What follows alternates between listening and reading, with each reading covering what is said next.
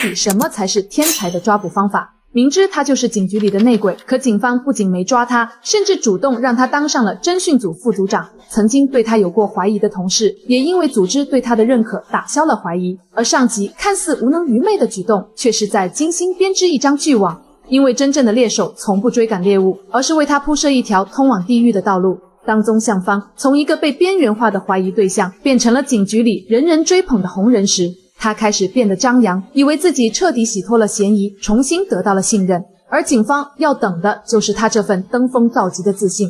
老话说得好，欲令其亡，必先令其狂。而眼下时机成熟，收网的鱼饵也被正式抛出。一场高度机密的会议突然召开，局长神情凝重地宣布了一项任务。2天后，一位中央首长将前往长兴店机车厂秘密视察，安保工作必须做到万无一失。这个情报像一道闪电劈中了宗向方的大脑，他甚至有些兴奋，刺杀首长，这可是泼天的功劳，更是通往荣华富贵的捷径。台岛方面更是悬赏了1000两黄金，这巨大的诱惑让他心中的贪婪野兽被彻底唤醒。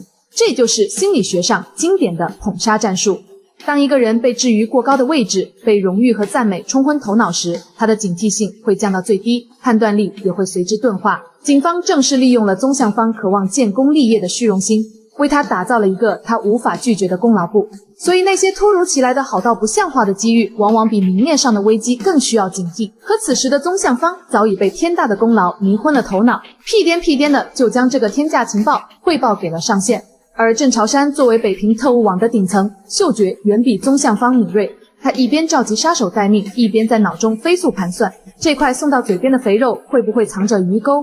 而行动组的头目杨凤刚更是个老江湖。你不觉得情报来源太简单了吗？公安局全体戒备，郑朝阳的队伍如临大敌。每天开会跟防贼一样，这消息得来的一点都不容易。20号访问列车出发回国，1号就去长兴店。杨凤刚，你到底想说什么？我想说的是，我得对我突击队那帮兄弟们的生命负责。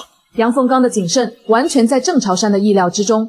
事实上，郑朝山自己也存有疑虑。为了验证情报的真伪，他决定亲自出马，用一种最巧妙也最歹毒的方式去试探自己的亲弟弟。他故意将弟弟叫回家里，用一种不容置疑的兄长口吻告诉他家里有个天大的事，他准备在1号那天为他们去世的父亲迁坟。这个理由融合了孝道与亲情，也是让任何一个中国人都无法拒绝的理由。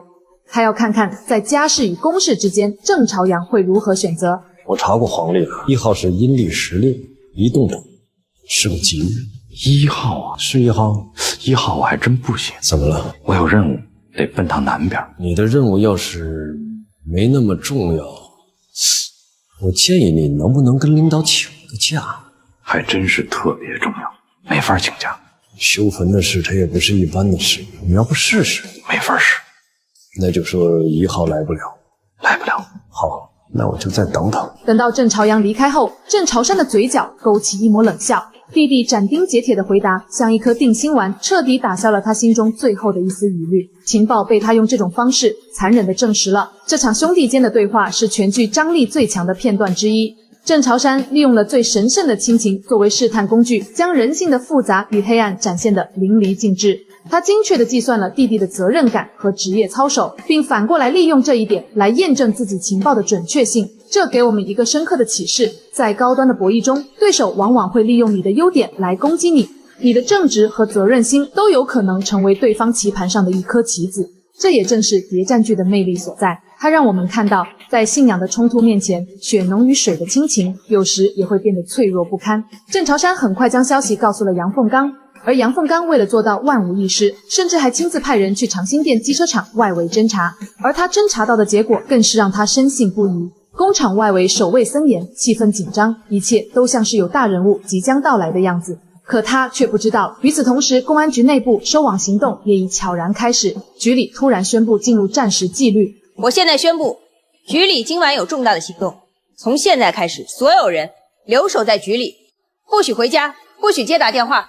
这是战时纪律，违抗者按战场纪律处理。看着紧闭的大门和被切断的通讯，宗向方心中升起一股不祥的预感。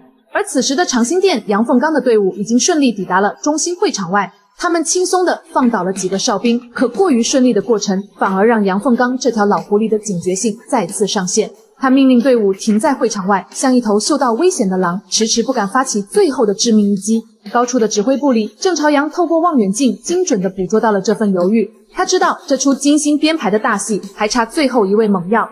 他没有下令强攻，而是派出了2名群众演员，2名我方战士假扮成巡逻守卫，一边走一边用不大不小的声音抱怨：指挥团的同志在路上，马上就快到了。